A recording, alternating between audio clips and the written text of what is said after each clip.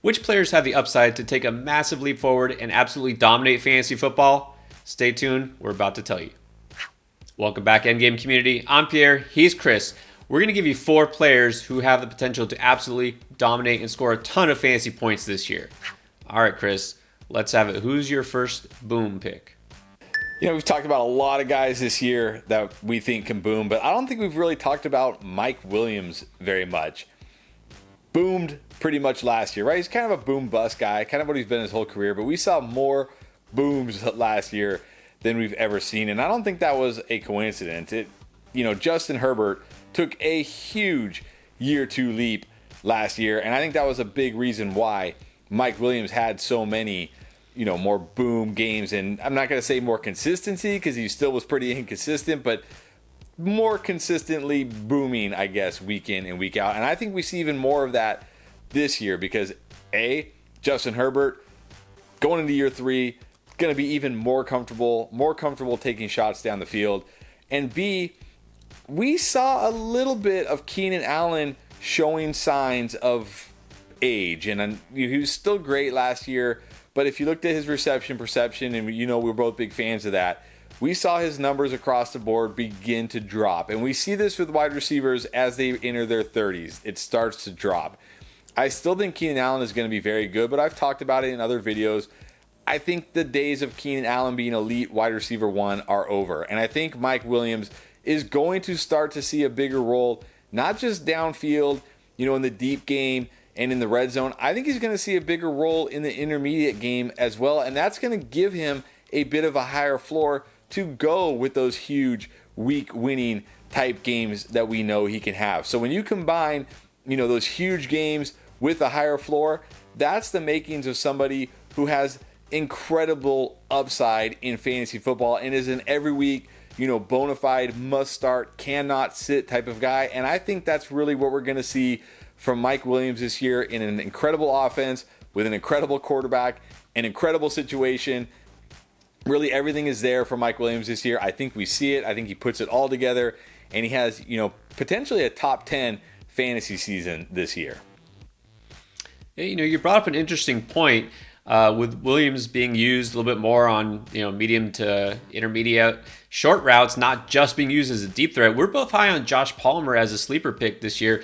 That's his game. That's what he does. So him, kind of taking on some of that responsibility, that will free up Mike Williams to do more work underneath and see more targets.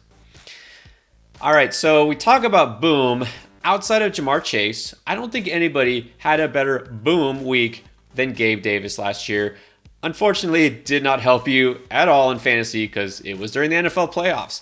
But 201 yards, 4 touchdowns, I think we've seen his upside. Now, you're either in one of 2 camps on Gabe Davis. You think he's massively overhyped and going to be a huge landmine, or you think he's going to be, the next Ja'Marr Chase. I kind of fall somewhere in between. I know, crazy, but here's the thing.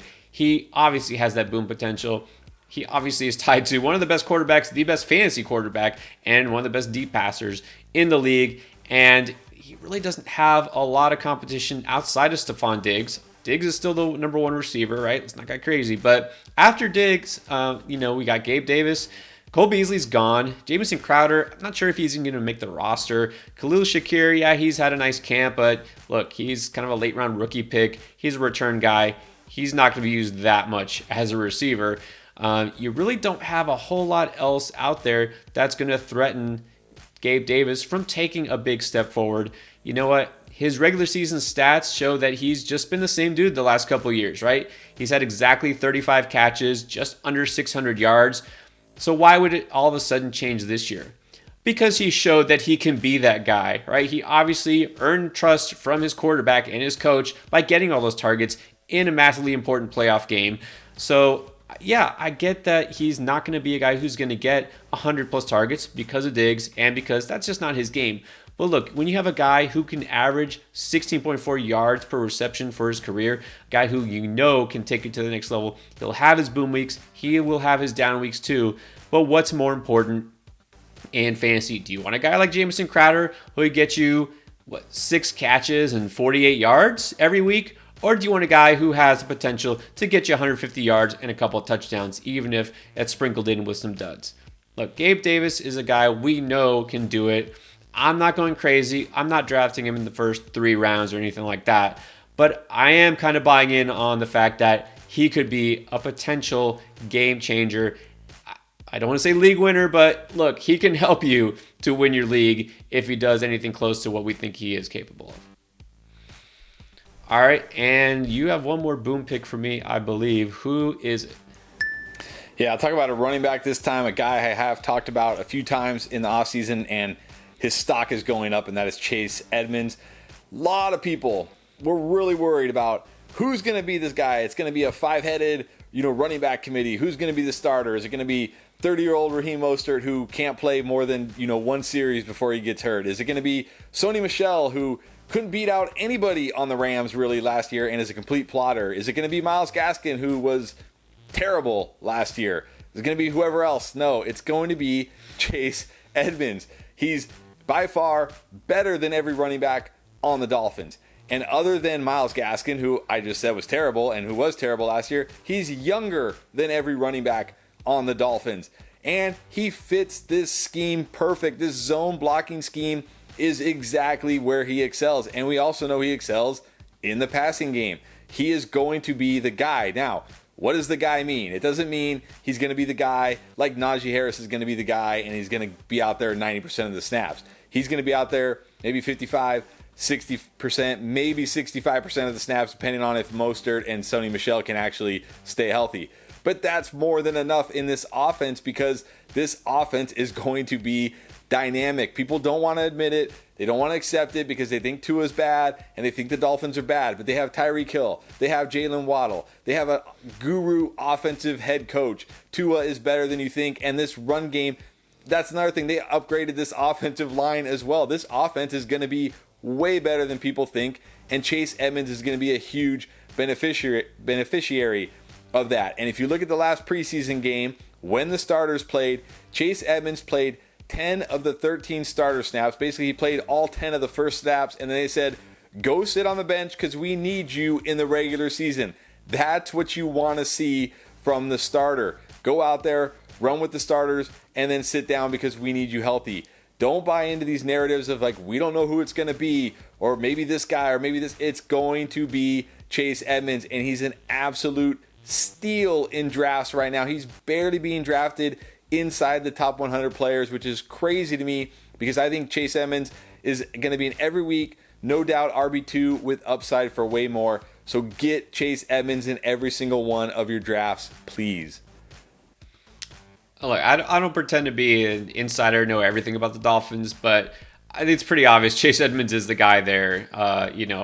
There's no reason to doubt that. So I guarantee that he's going to be worth, at the very least, 4th round, 5th round pick. So yeah, definitely gonna follow Edmonds. All right. I love those divisive players, right? It's either you love or you hate, you're on him or you're against him. And so I'm picking my side and I'm team Rashad Penny.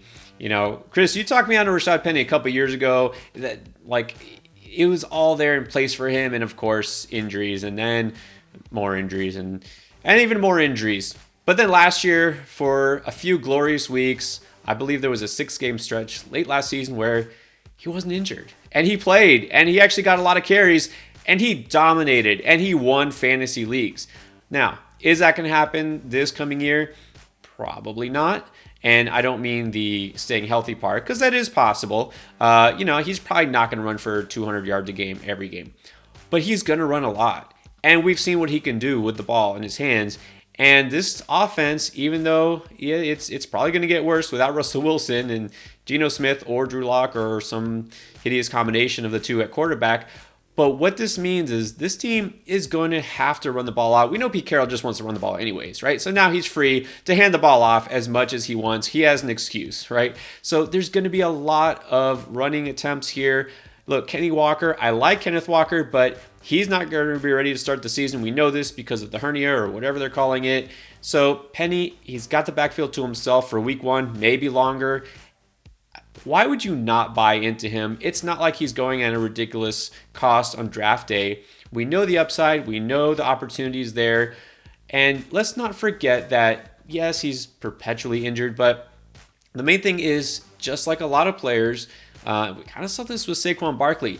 Look, he got injured with ACL tear late in 2019. 2020, that's basically his year of recovery, right? He didn't really play much that year. So last year was his first, I guess, sort of full year recovered from that. He suffered a couple of soft tissue injuries. That happens, okay? I'm not holding that against him. I'm not going to assume he'll strain his calf again or his hamstring. That can happen to anybody. I'm buying into the talent. I'm buying into the situation. I'm buying into the fact that this is a guy who has shown he can help you win your league. And I'll take that chance, among all these guys in that dead zone of running backs there, with uncertain roles and we don't know what's going to happen. I'll take the guy who is probably going to be the clear RB1 on his team for most of the season, and that's Rashad Penny. All right, those are our boom picks. Guys, check out Fantasy Endgame all draft season long. And you know what? The regular season is about to get underway. We're going to be here for you more than ever with live streams, start set advice, and everything you need to help win your league all year long. All right, thanks for watching.